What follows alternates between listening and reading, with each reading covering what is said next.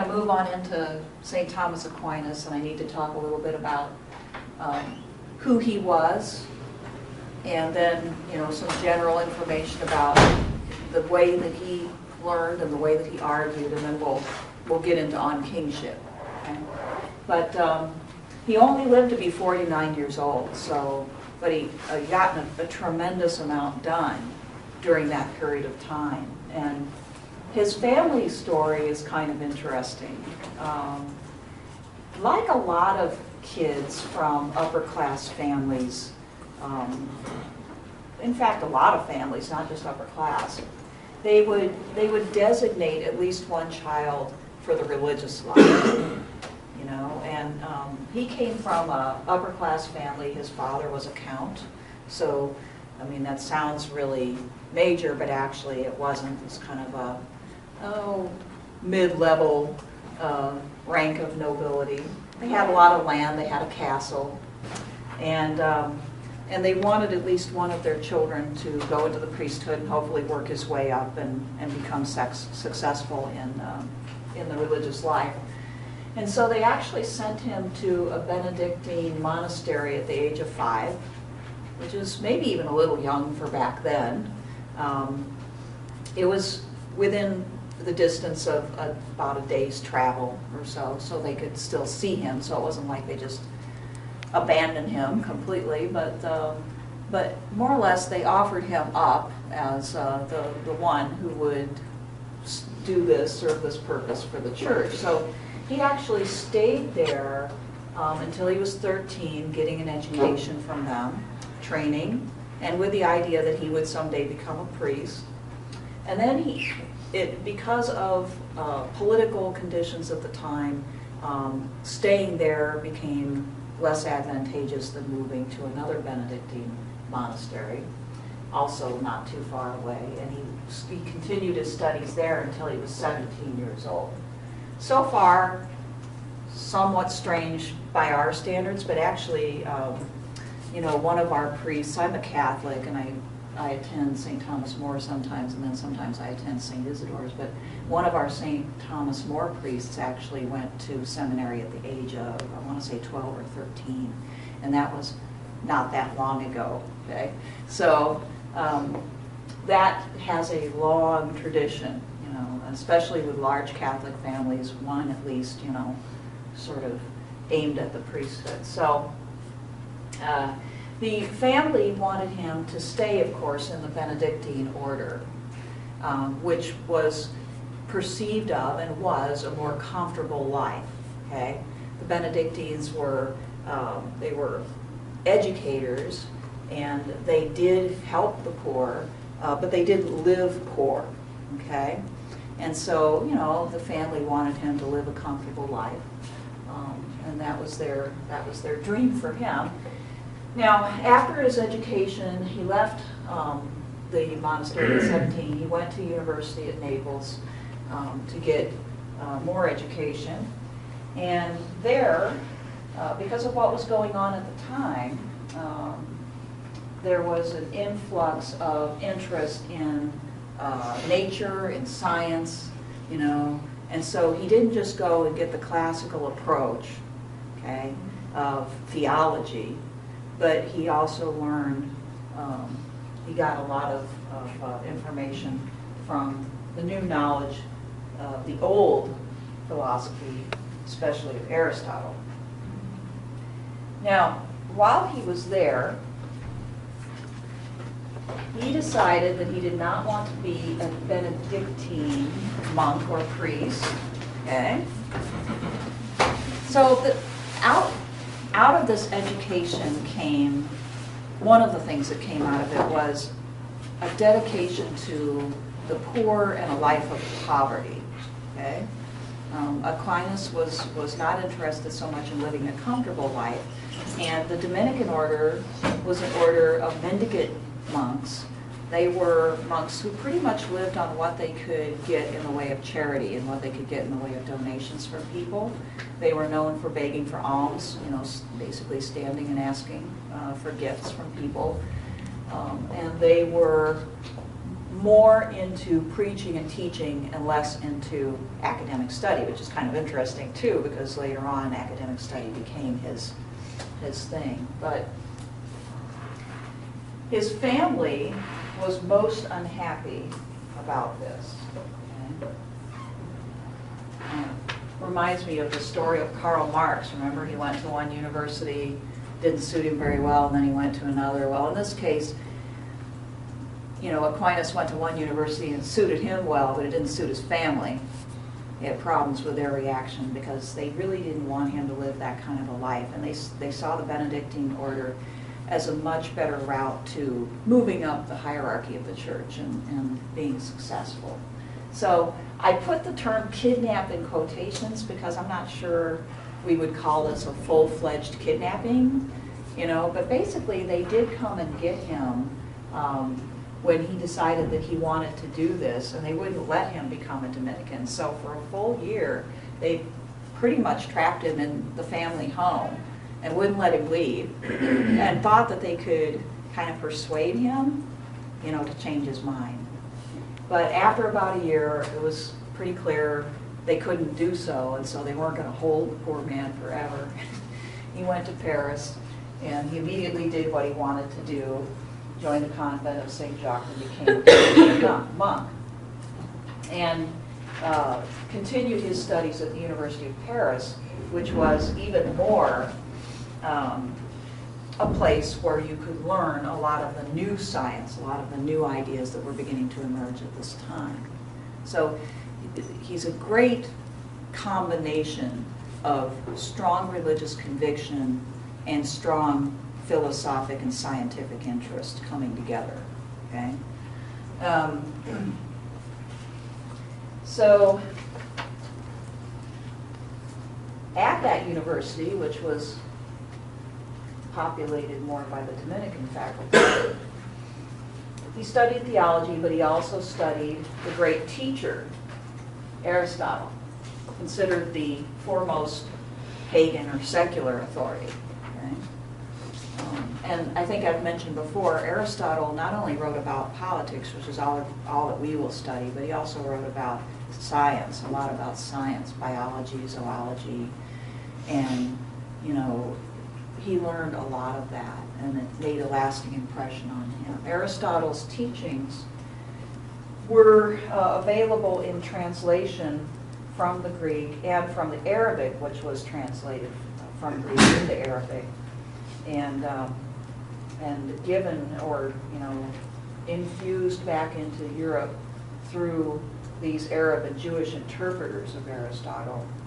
These are two of the most famous Arab thinkers, Al-Farabi and Averroes, who interpreted Aristotle during what I guess you might call the Arab Renaissance, which was during our, that is the European Dark Ages.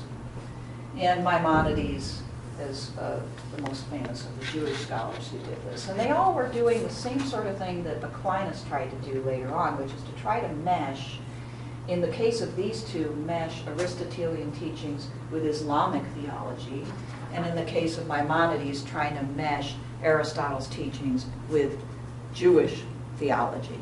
Okay? And later on, we get Aquinas doing the same thing with Christian theology. He tries to bring the two together. He tries to make them fit. Okay? So he learned Aristotle. He learned the interpretations and adaptations of Aristotle from thinkers such as this. And he became quite a voice for the strength of reason, or the appropriateness of the use of human reason in addition to the use of revelation. Okay? And that the two could be compatible, and that one didn't have to completely dominate over the other. And this was to get him into trouble with the church that was uncomfortable with some of these developments that were going on at this time, and sometimes saw them as a challenge to its authority. Okay? So the church was making noise that some of these ideas that were being talked around and taught at the University of Paris and other places were perhaps not appropriate or not in line with a true faith, or showing too much regard for human wisdom.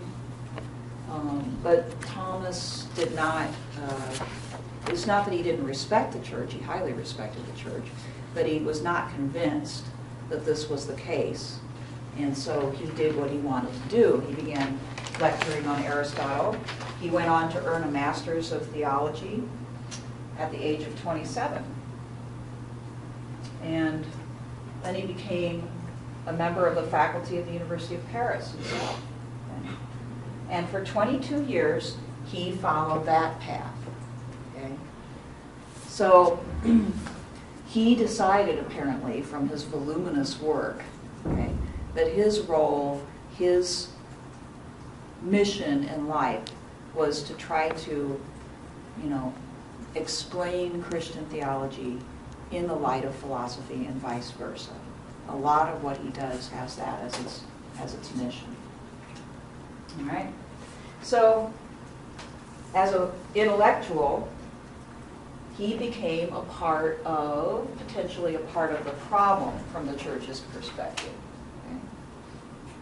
Okay? Again, he was not a revolutionary. He wasn't somebody who wanted to overthrow church authority whatsoever. Okay? But he was not willing to not explore new ideas, and was trying to show that Christianity and secular philosophy were not necessarily in contradiction with each other. Okay? But really they could be quite compatible. Now, there's a lot of speculation as to why he thought this was such an important mission. Okay? But it could very well be, from what I've been able to glean from my reading of Aquinas, it seems like he may have anticipated, and probably did, the fact that the Aristotelian and later just more the secular scientific view was going to grow and was going to become more and more a part of the consciousness of people, and that would challenge Christian theology unless we could find a way to basically show that it was not a threat. So I think this was, at least part of his purpose. The church saw it as a threat, but as a threat that it might be able to get rid of, And I think Aquinas saw it as a challenge and as something that the church was going to have to deal with. Okay?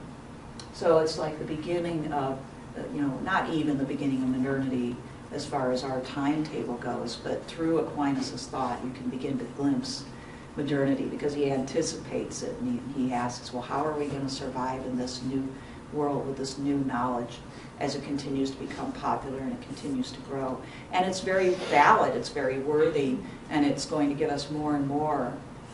We're going to discover more, we're going to learn more, and so forth. And Christianity cannot be seen as something that basically holds it back or wants to stop it. Okay? He did make that his mission. And as a result of his writings, of which you just have a little bit of the Summa, but the Summa, which you're going to read next, is huge. It's like multi-volume, huge work. As a result of that and of his discussions that everybody knew about at the university, he was summoned to the council, Second Vatican Council, I think it's Lyon, in 1274 by Pope Gregory X, to defend some of his ideas. And he wasn't the only one asked. Several people were asked to come and to explain and defend their new ideas. Okay? And so he was dutifully going, and he was walking there. Actually, he was going to walk there, and he was moving on his way there, and he got sick along the way in Italy and had to stop at a local monastery and never left. And we don't know exactly what he got ill from. Okay? He was only 49 years old, but he never made it there. So he did not get a chance, and we don't know how he would have done with defending his ideas or what the reaction would have been to them. But he was going to try to defend his idea that theology could be seen as a sort of science. And in some of his writings he treats it that way, the application of reason to theology, and it can be done as a sort of science, not the way we view science today as experimental, of course, but as in, coming from observation and using basic reason, okay? And his views about the strength and reliability of human reason itself. So he did not get a chance to do that. But eventually, in his absence, some of his ideas were condemned anyway by the church. And not just his, but other scholars. Okay? So condemnation wouldn't have meant that Aquinas would have been killed at this point, but he might have been stopped. He might have been told, you can't write anymore, and we're going to get rid of the things that you've written, or you're going to basically not be able to travel anymore. We're going to keep you here. But we don't know exactly what would have happened. We do know that for a while, this reaction of the church did dampen some of the enthusiasm for the pursuit of science and natural reason, but it wasn't long before we got the Renaissance. I mean, Aquinas was basically right. If the reason why he wrote so much and created this huge masterpiece was because he anticipated the need for Christianity to basically adapt to and survive the renaissance of ideas in the Western world, then he was absolutely right about that. And his thought did help serve that purpose in a major way. It was a bridge, you might say, between the medieval Christian mindset and the new Renaissance, and going on into even a more modern view of humanity, of politics, of science, and so forth. Right? So hopefully it's kind of neat to learn that somebody who lived in the 13th century could have this as a project and could be anticipating the need for religion to basically address science, for religion to address this new way of thinking, and to deal with it.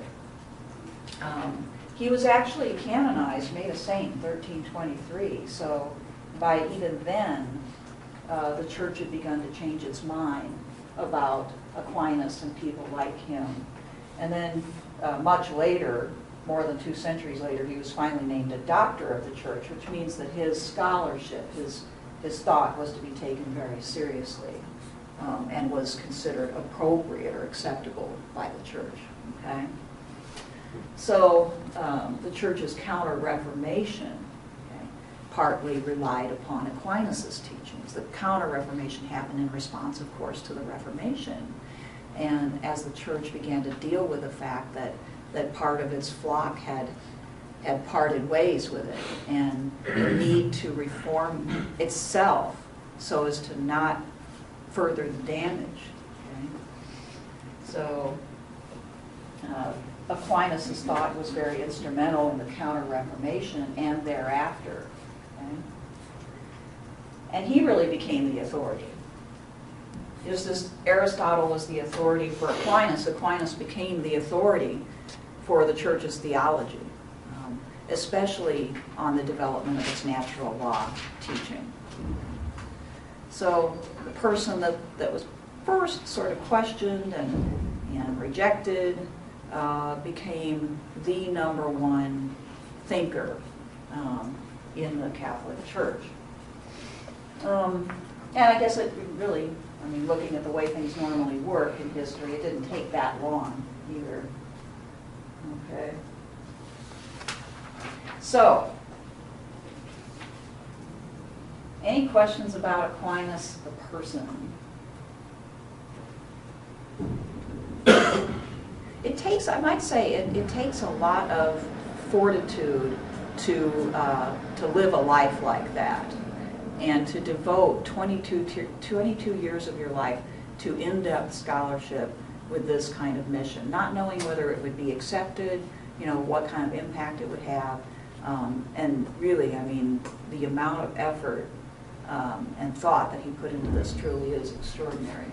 And it really served its purpose, although he didn't live to see it. So we know that Aquinas prefers Aristotle, who he calls, among other things, the teacher with a capital T, as his main source for natural philosophy. And I just wanted to compare Plato and Aristotle again here to remind you, because Aquinas is different from Augustine in this regard. Augustine admired Plato more. That was more of his source of inspiration from the pagan world. And Aquinas admired Aristotle much more. And I think that you can see why. Remember that for Plato, really, the most important part of the human being is the soul. And really the physical body and all of its needs are so very secondary that really they're not good at all. They're just sort of a stumbling block that can block the action of the soul and its happiness. Whereas Aristotle treated the body and soul, the physical and the spiritual, much more equally. Okay? In his thought, he attends to the needs of the body and the soul, and they're linked together. Okay? For instance, I'll give you an example of how he did this. Aristotle said, a person can't really be happy if they're deformed, physically deformed. They can't be perfectly happy. Okay? They can't be perfectly happy if they're starving. They can't be perfectly happy if they're living in a state of war. There's a whole list of things that prevent a person. You could try to obtain some peace of mind through faith or through reason, through philosophy, and you can do that to a certain extent, but you can't call a person perfectly happy who has had some major trauma. Okay? And this is an acknowledgement that the body is of importance, and that our spirit, so at least while we're here on earth, is linked to it inextricably. And so we need to have both health of body and spiritual health to be perfectly happy. So, Plato is more likely to say, no, rightly understood, a person can be happy even if he's locked in a jail cell for his entire life, because he's able to understand the truth. He can contemplate the truth, he can contemplate justice. So Plato rejected the influence of the material world as a temptation, which really kind of goes along with Christian theology to a certain extent, and I think that's why Augustine was attracted to it. That the material world can often be a source of temptations, can lead you to think less about your spiritual life and so forth. But Aristotle accepted the material world as basically good, and he emphasized self-control, the need for moderation, that the material world could become a source of your destruction, but it could also be a source of great happiness too. Okay? Now, for a Christian thinker like Aquinas, this made more sense because who created, in his view, the world? God, right? So would anything that God creates be entirely bad? That makes no sense at all. Okay, and this is exactly how he reasons. That Aristotle was correct, because Aquinas knows what Aristotle didn't know, that there's a creator, right? So Aristotle makes perfect sense. If the creator created the world, then it must be good. It hasn't created anything evil. So that's why Aristotle's way of thinking makes more sense to Aquinas. Augustine likes Plato more because he emphasizes more the temptation aspect of the material world. Aquinas likes Aristotle more because he emphasizes the goodness of it, which goes along with the idea of God's creation. Okay? So you can see a difference in mentality between the two. Another difference is that for Plato, thought was abstract, and you can see that in that way of communicating, through the dialogues, through telling stories, right? You don't see Plato gathering tons of opinions and treating them all as if they have some validity, do you? I mean, he does gather opinions, but he knocks them down, right? I'm sure you remember that.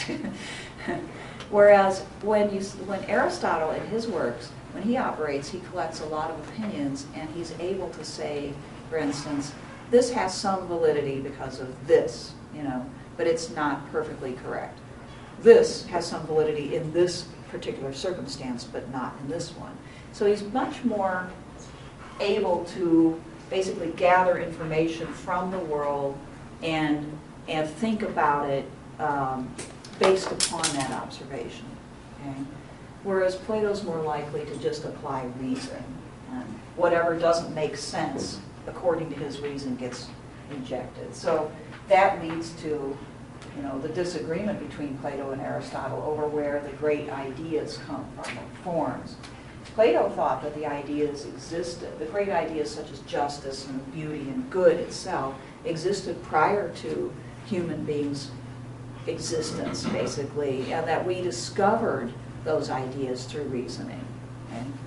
Aristotle said, no, ideas come from our observations of the world around us. If we have an idea of justice, it's because we've experienced different modes of justice. We've experienced different systems of justice. And we can compare and contrast them and see what works and so forth.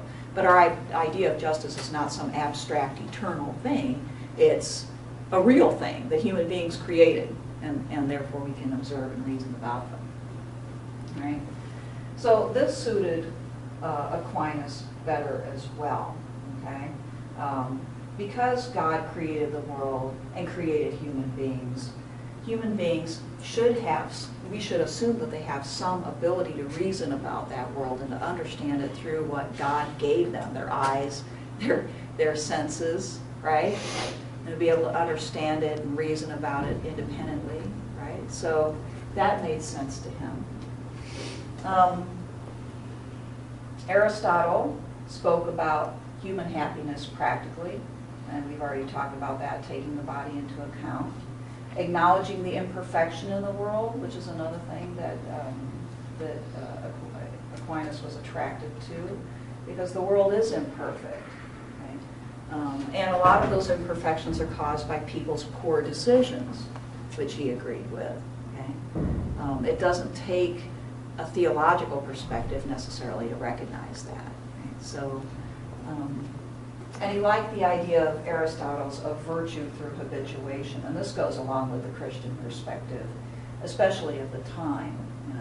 You had to live a certain way, regular prayer, almsgiving, acts of penitence and so forth. They all fight against the temptation to do bad things and hopefully keep people on the right track. So anyway, there were a lot of reasons why Aquinas preferred Aristotle, but I think the biggest one is just simply that Aquinas sees the world as created by God and basically good, and therefore we ought to be able to use it. We ought not to treat it like it's the enemy necessarily. We ought to be able to reason about it and try to improve our circumstances. And maybe most importantly of all, we can look at human nature and see what God put inside of human beings. Okay? And he thinks that he put inside of human beings a conscience and an idea of right and wrong, and that we can think about those and reason about those as well. So,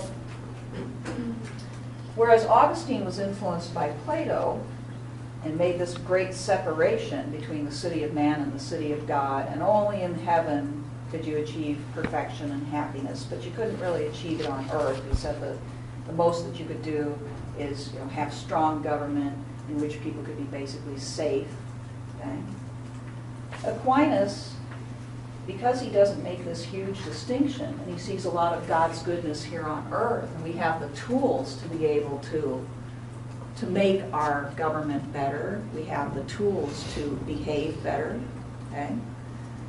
He doesn't make this great distinction between the city of man and the city of God. He says God made all human beings as reasonable creatures, okay? Just as Aristotle says man is a rational animal. Okay?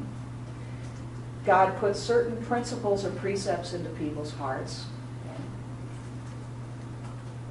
Okay? Many people point out, almost everybody, even small children can be really, really selfish. But one thing that they almost always will end up saying is that something's not fair. Have you heard that coming out of 2- and 3-year-olds? They have this sort of innate notion of fairness.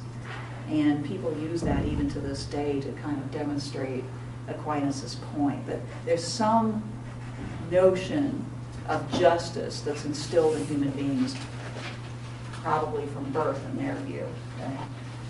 And so the more that we understand that, we understand ourselves, we can understand justice. And Aquinas says that God gave us these principles in our hearts to order our earthly lives, not just our spiritual lives.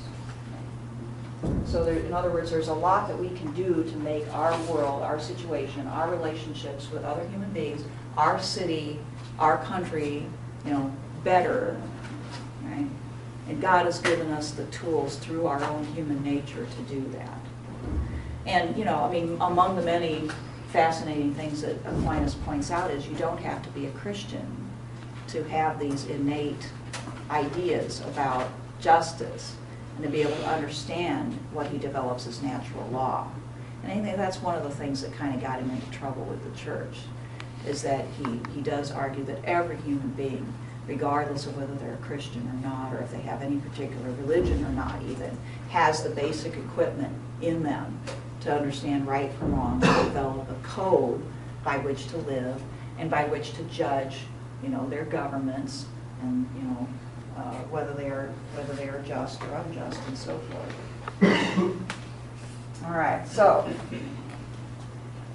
here's where Aquinas differs from Aristotle. There's an awful lot that he takes from Aristotle. The practicality, this view of natural justice. But as a Christian thinker, he can't be a complete Aristotelian, or else he really would be in a sort of violation of his faith. Okay? For a Christian believer, revelation has to trump reason if the two come into conflict with each other.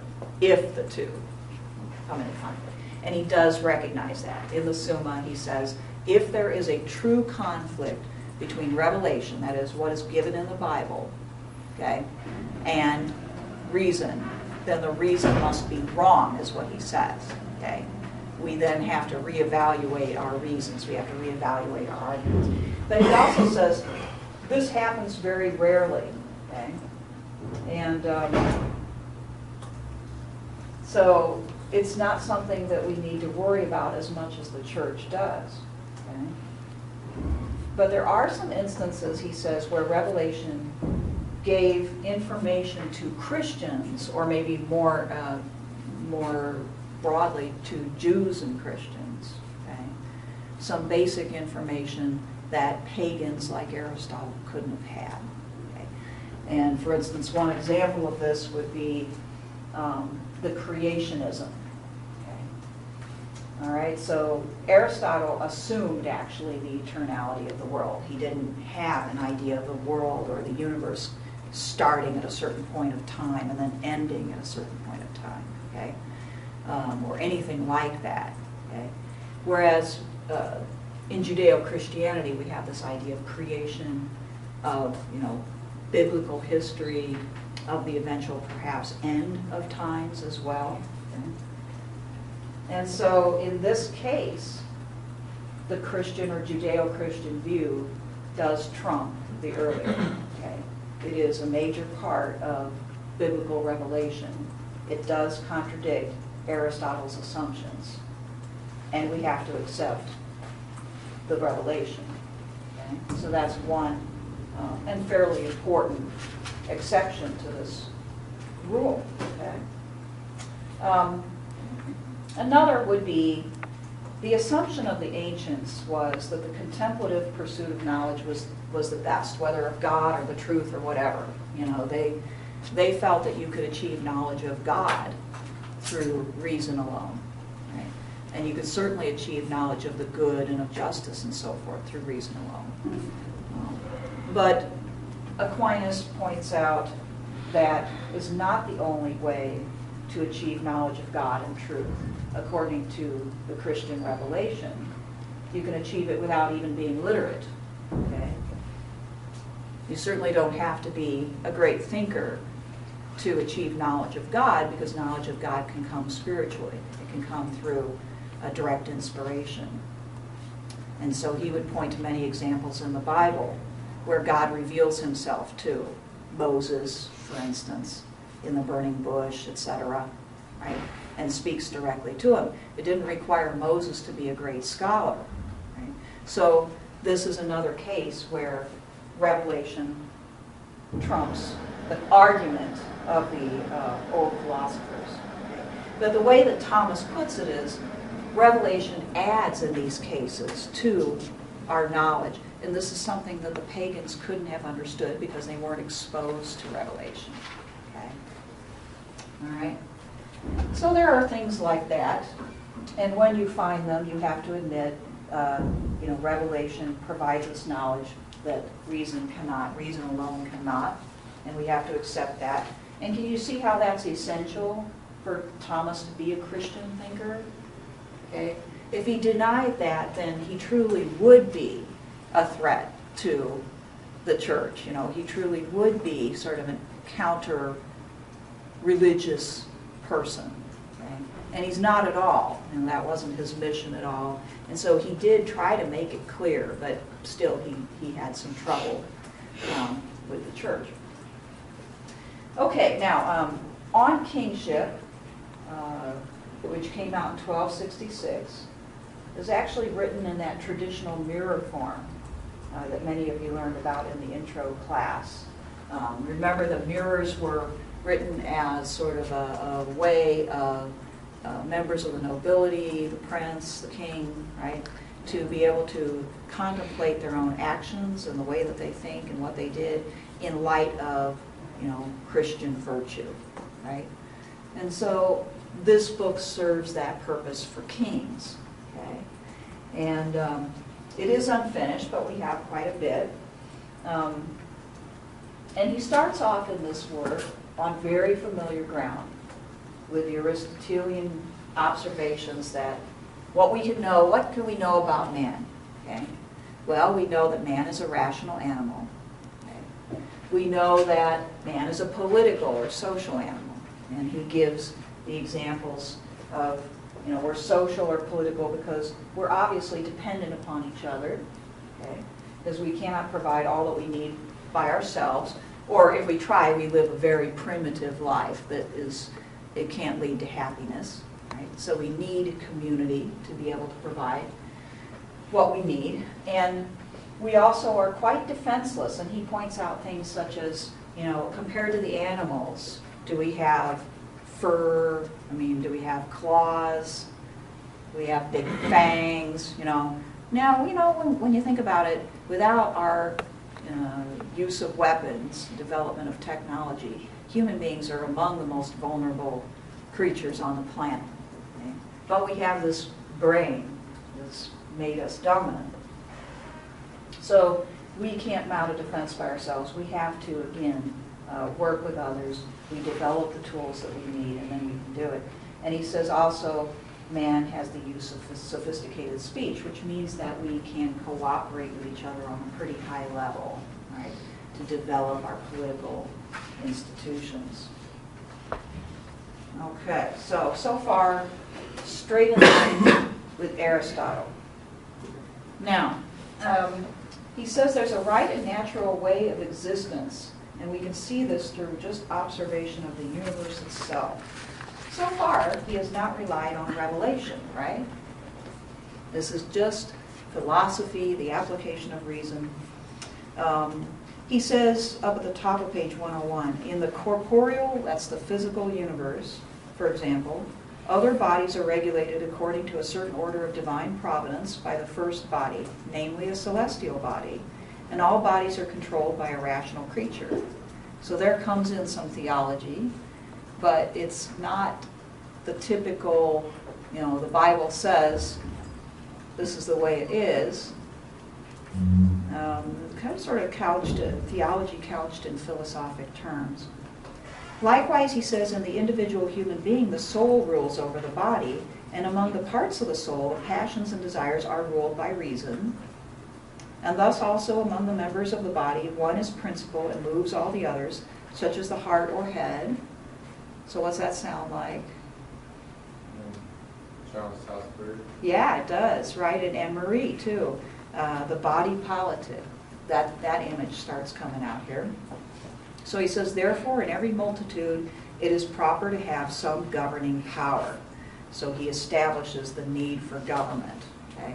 The world works this way, you know. As the celestial bodies rotate around the principal one, right?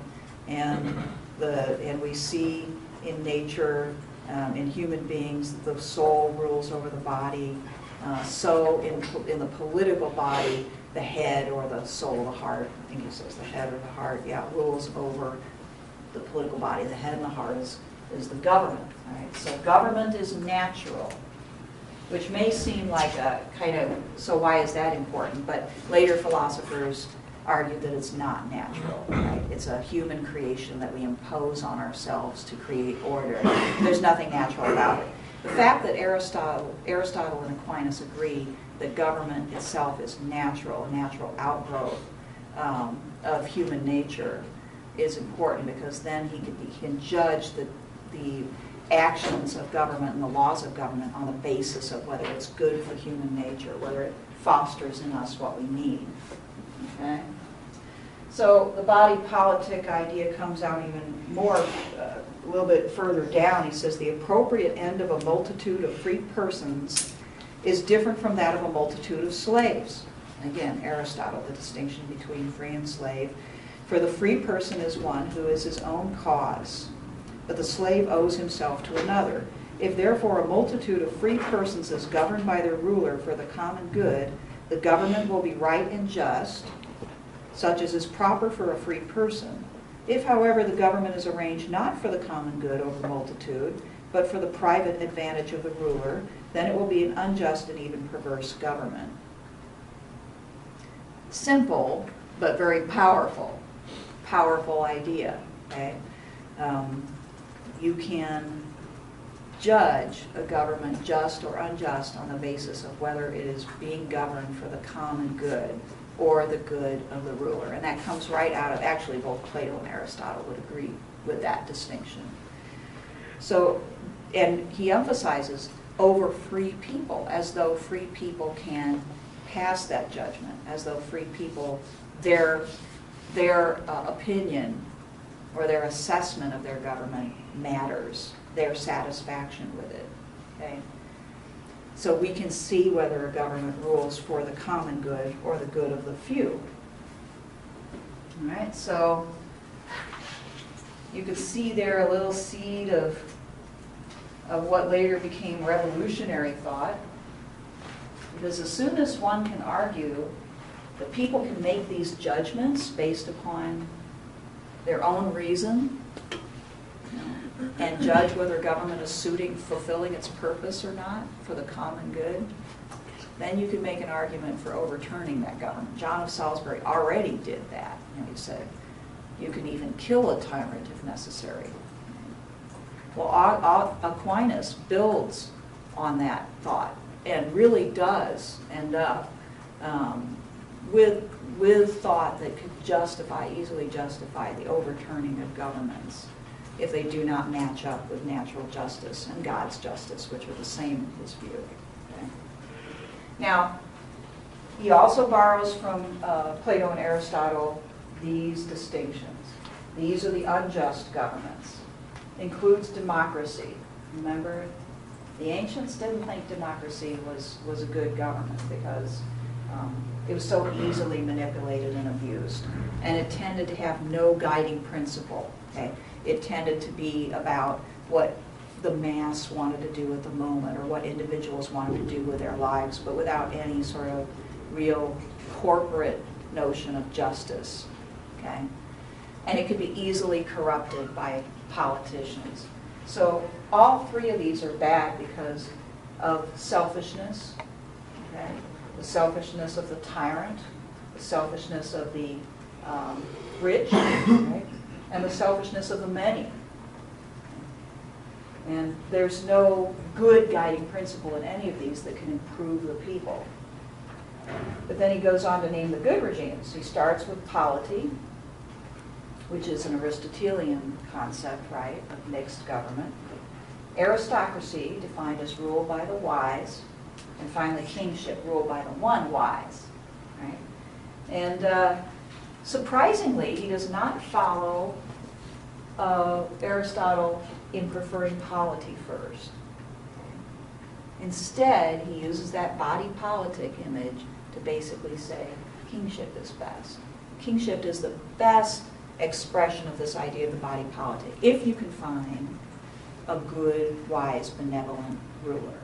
Okay? On the other hand, rule of the one becomes the worst regime if you get a selfish ruler. Okay? So, on page 103, he says it this way. He says, once again, that which is in accord with nature is best, for all things function by nature in the best way. Thus, every government by nature is one man. Indeed, in the multitude of bodily members, there is one which moves them all, namely the heart. And among the parts of the soul, one power commands them in chief, namely reason. Even among the bees, there's one king, and in the whole universe there is one God, creator and ruler of all. And this is reasonable, for every multitude is derived from unity. For this reason, natural things are imitated by a work of art, and since a work of art is better insofar as it attains a closer likeness to what is in nature, it necessarily follows that a human multitude it is best to be ruled by one person. Now think about that work of art mentioned in there, because he seems to be acknowledging that government is, made by people, but it reflects their needs, or should, and it comes out of their needs. And it's only good when it serves their needs, right? And the very best, he says, is that which creates the most unity. So rule by one person is best if that person is good. Then you have the best of all, and you have that unity, right? But on the other hand, tyranny, and this makes you wonder if he got Aristotle's message entirely on kingship. Tyranny is the worst, and as we know, it's kind of hard to predict which way it will go when you put the power into one man's hands. Right? Now, I'll leave you with this. On page 105, he sounds incredibly like Aristotle's argument about tyranny. Remember, Aristotle even gave advice to tyrants, saying, well, if you want to hang on to your tyrannical power, here's the things that you do. Aquinas gives a very similar argument here. This was before we had to use citation. It wasn't called plagiarism yet, right? But sometimes his argument is very, very close to Aristotle's, and this would be a case. He says, for instance, these tyrants attempt to prevent those amongst their subjects who have become virtuous from evolving a spirit of magnanimity and refusing to tolerate their harmful lordship. They attempt to prevent the establishment of a pact of friendship among their subjects and in their enjoyment of peace amongst themselves. They sow discord among them, foster disagreement, prevent whatever tends to ally people, such as weddings, banquets, etc., and so on and so forth. There's a whole laundry list of tyrannical tactics here, which he obviously ultimately condemns, but they're also exactly what it takes for a tyrant to hang on to its power. So he's learned well from Aristotle, and he takes the same approach.